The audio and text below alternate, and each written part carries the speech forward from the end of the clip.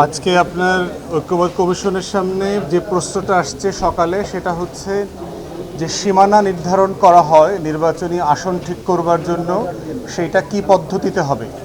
বর্তমান যে নির্বাচন কমিশন আছে তার অধীনে একটা এক্সপার্ট কমিটি করে দিয়ে এইটা কাজটা করা হবে, না নতুন করে সীমানা নির্ধারণ করবার জন্য আলাদা একটা কমিশন করা হবে।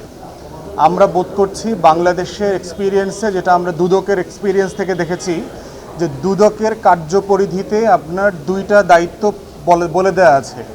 যে দুদক দেখবে যে কোনো টাকা পয়সা অ্যাভয়েড করে ট্যাক্স ফাঁকি দেওয়া হয়েছে কিনা, সম্পত্তি ঘোষণা করা হয়নি। আর দ্বিতীয়ত হচ্ছে দুদকের দায়িত্ব হচ্ছে টাকা পয়সা বিদেশে অবৈধভাবে পাচার করা হচ্ছে কিনা। এখন দেখেন বাংলাদেশের আইনে দুইটা প্রতিষ্ঠানকে অলরেডি দুইটা দায়িত্ব দেওয়া আছে। যে আমাদের এনবিআর রাজস্ব বোর্ডকে বলে দেওয়া আছে যে তারা টাকা পয়সা কেউ গোপন করে ট্যাক্স ফাঁকি দিচ্ছে কিনা এটা দেখবার জন্য, এবং রাজস্ব বোর্ডের মধ্যেও একটা স্পেশালিস্ট ইউনিট আছে, গোয়েন্দা ইউনিট আছে, এটা দেখবার জন্য। এটা ফাংশন করে নাই, তো ফাংশন না করার কারণে কাজটা দুদককে দিয়ে দিয়েছে। বান্ডেল থাকলে প্রতি সেনমানিতে টাকা বাঁচবে। বিকাশ সেনমানি বান্ডেল কিনে জিতুন প্রতি লেনদেনে। আবার বাংলাদেশ ব্যাংকে একটা দায়িত্ব দেওয়া আছে, সেটা হচ্ছে যে কেউ অবৈধভাবে টাকা বিদেশে পাচার করছে কিনা সেটা দেখবার জন্য আলাদা স্পেশালিস্ট ইউনিট আছে। বাংলাদেশ ব্যাংকে বলা হচ্ছে তারা ওই কাজটা করতে পারে নাই, কাজটা দুদককে দিয়ে দেওয়া হয়েছে। এখন দুদককে দেওয়ার পরে কি এই কাজ দুইটা থেকে সমাধান মিলেছে? জাতির সমাধান মেলে নাই। এই জন্য একটা ক্রিটিক্যাল কোশ্চেন হচ্ছে যে নতুন প্রতিষ্ঠান করলেই সমাধান হবে কিনা।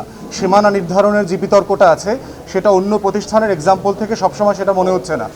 এই জন্য যেটা বাস্তবতা সেটা হচ্ছে, আপনারা জানেন গত সপ্তাহে আমাদের যে আলোচনাটা ছিল সেটা হচ্ছে যে সাংবিধানিক প্রতিষ্ঠান নির্বাচন কমিশন থেকে শুরু করে পিএসসি, দুদক, এর অ্যাপয়েন্টমেন্টটা কিভাবে হবে, এই প্রশ্ন সমাধান না করে আজকের আলোচনার প্রশ্ন আসলে আমরা সমাধান করতে পারবো না।